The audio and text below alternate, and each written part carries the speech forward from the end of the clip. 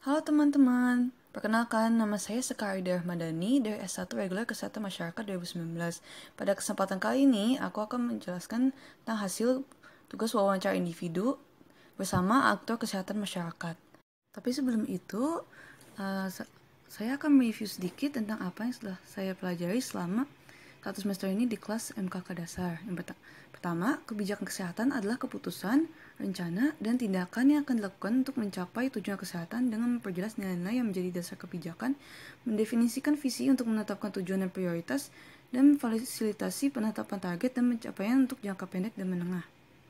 Sedangkan administrasi kesehatan adalah proses yang mencakup perencanaan, pengorganisasian, penggerakan dan pelaksanaan, pengawasan dan pengendalian, serta evaluasi untuk menghasilkan upaya dan pelayanan kesehatan yang dibutuhkan dan tepat sasaran sesuai tujuan kesehatan yang ditetapkan.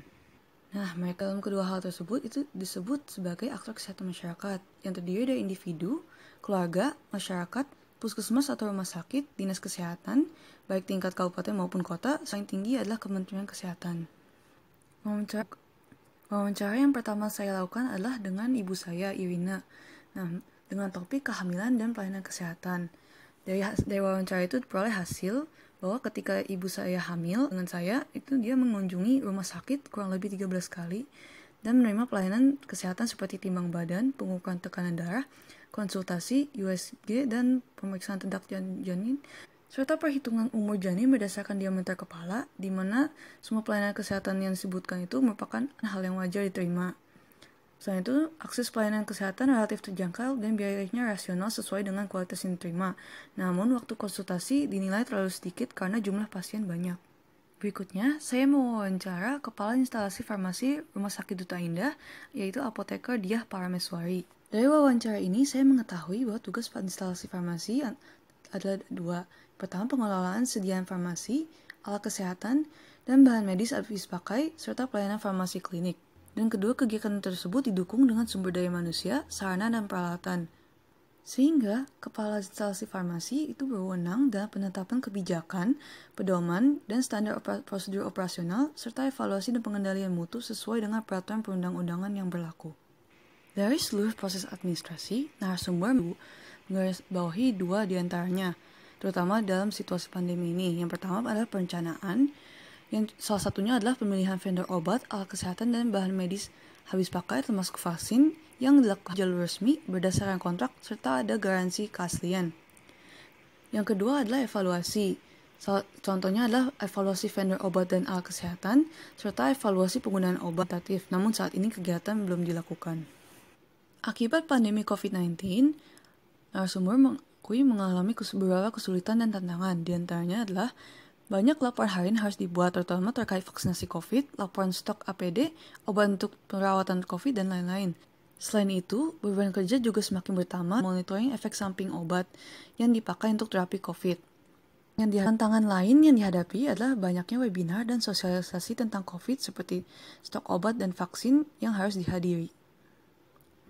Akibat pandemi, aspek pelayanan dan edukasi kepada masyarakat diberikan dalam bentuk infografis karena masyarakat menjadi terpicu untuk selalu mencari obat tersendiri dan melakukan suatu medikasi, sehingga jika tidak disertai dengan pemberian informasi obat yang jelas, dapat menimbulkan efek obat yang tidak diinginkan.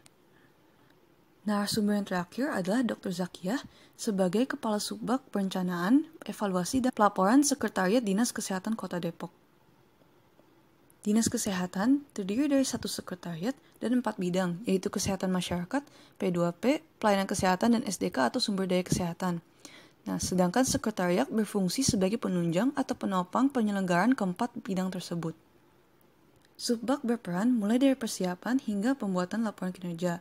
Persiapan mencakup penentuan sumber daya, biaya pelatihan, maupun unsur lain yang mendukung suatu program atau pelayanan kesehatan. Kemudian, Subbag menyampaikan ke bidang dan unit terkait dan melakukan monitoring evaluasi selama proses dijalankan oleh bidang dan unit tersebut. Terakhir, Subbag membuat laporan kinerja dalam bentuk dokumen lakib atau laporan akuntabilitas kinerja instansi pemerintah yang disajikan kepada DPRD, TAPD, dan masyarakat.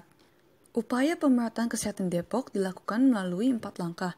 Yang pertama, segmentasi masyarakat berbasis kependudukan seperti berdasarkan umur, jenis kelamin, status pendidikan atau pekerjaan, dan untuk mempermudah identifikasi masalah. Kedua, pemetaan untuk menentukan kelompok atau sasaran yang perlu segera ditangani.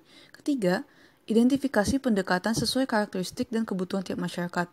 Misalnya, sekolah melakukan pendekatan upaya kesehatan berbasis sekolah, sedangkan di perkantoran dilakukan pendekatan mengenai kesehatan kerja. Terakhir, implementasi. Dan Depok sudah ada diantaranya GP2SP, Gerakan Pekerja Perempuan Sehat Produktif, mengundang IKADIN atau Ikatan Advokat Indonesia, pengusaha, klinik perusahaan, dan lain-lain. Dalam RPJPN, UKM yang meliputi upaya preventif dan promotif, dan UKP yang meliputi upaya kuratif, itu saling beririsan dengan proporsi UKM lebih besar dibandingkan proporsi UKP. Akan tetapi, sebagian besar masyarakat masih mengutamakan UKP, sehingga sekarang Kota Depok masih didominasi oleh UKP.